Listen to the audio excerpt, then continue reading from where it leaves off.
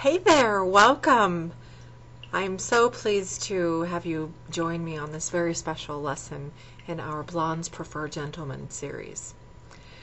I have a very it may be a very touchy subject, but if you have seen any of my videos or tutorials, I delight in being thorough and not leaving any question for possible miscommunication. So I'm going to try to handle this very touchy subject with my tender gloves. So I'm not judging anybody. I'm just offering something from my heart that I have noticed that is very, very serious issue, and I just don't think that my series would be lacking if I didn't address this particular topic.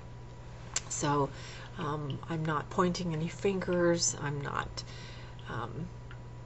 I'm just offering suggestions here, and you can take it for what it's worth. Okay, so from my heart to yours, if this is a touchy subject, you know, nobody can change another human being. It's just not possible. I heard a really interesting little country song today that said, you know, you can't stretch your shoes and you can't change a man.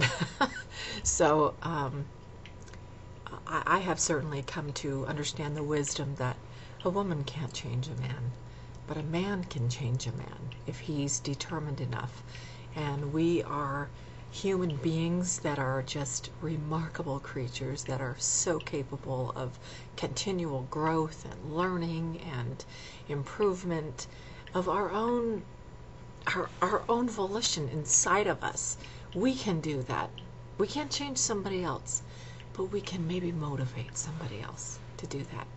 And of course, if I take a bigger step back here, my goal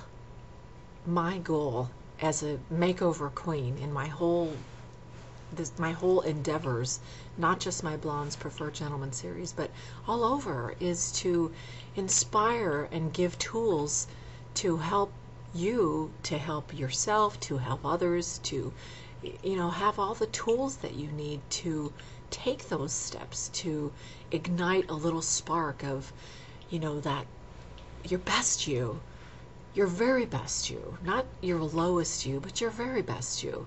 And so it's with that spirit that I address this topic today. And the topic is addictions. And in the whole being mindful, a gentleman is always aware of other people. And addictions come from a lot of self-insecurity, trying to placate, to numb, to try and sort of escape the kind of self-hatred or pain or depression or misery. And if you think about that, if you've ever experienced a kind of addiction, you're not like in control. It controls you. And the more depressed you are, the more you are victim to this type of addiction. And so when you're not thinking clearly, when you're not able to tackle your own issues at hand, then these addictions tend to get out of hand. And so that really you're like enslaved by this addiction. I've seen it firsthand. I've witnessed it, and it's so horrible to watch somebody that you know, somebody that you love, be ensnared by this horrific kind of it's like this power that just consumes the individual. And I'm going to focus on, I think, 3 that I've really been thinking about, and they are alcohol, pornography, smoking, and gambling. And oh my goodness, the kind of effect that this ravages in a human being and in this person's family and in their entire circle. It just completely devours your soul when you become so ensnared in this addiction that it's like that's all you can see. And I just have some suggestions on how to, overcome these types of things. Of course, it's the major thing because there are so many like 12-step programs in each one of these areas. But universally, across the board, across continents, across, class and money and age, women who live with people who suffer this, and of course, women are not, immune to addictions by any stretch, but this particular series is devoted especially for you men. And so I'm going to focus on if you have a wife or a girlfriend, how it affects her. And I mean, I know absolutely firsthand with people that I have known and loved that this is it's just a huge problem, that once they rid themselves of it, if they can just become free and transcend to the next level of their highest being. So, alcohol.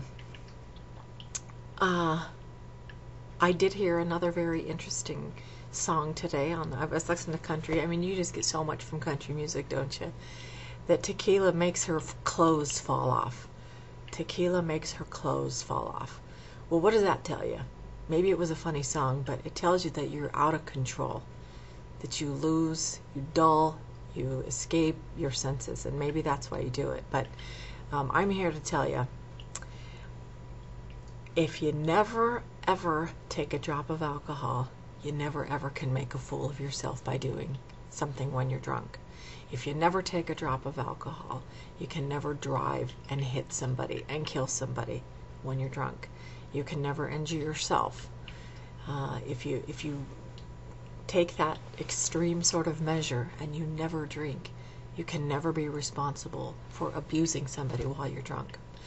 Now, and I'm not saying this to brag or by any stretch, but I have never partaken of alcohol of any kind. I think I've taken NyQuil a couple times and I discovered that had alcohol in it, but I don't drink. I never have. The idea of opening up my refrigerator and seeing alcohol in it would just crush me. I never want that to be a part of my life. I have grown up the daughter of a criminal prosecutor, and I have seen the very worst of mankind.